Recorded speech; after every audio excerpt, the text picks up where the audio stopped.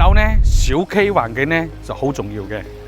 就比如講，而家我哋睇下呢個小區嘅環境，舒唔舒服，靜唔靜，啲綠化環境靚唔靚？小區環境唔單止重要啊，啲樓嘅戶型格局都非常之重要啊。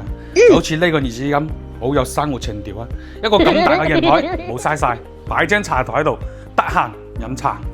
呢度呢係一個128平方嘅精裝4房南北對流雙人台戶型，呢邊呢就望住我哋嘅小區花園裏邊啦。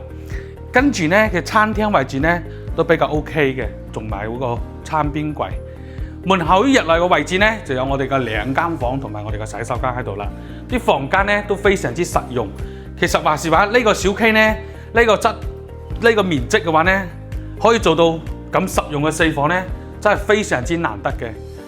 雖然講依家兒子喺度住緊，但係呢度呢冇嘢得，亦非常之 OK 嘅。家私電器呢亦幾乎齊全嘅。今日呢就只要918000，你就可以攞低一間呢啲咁嘅4房2衛戶型，仲係南北對流雙人台。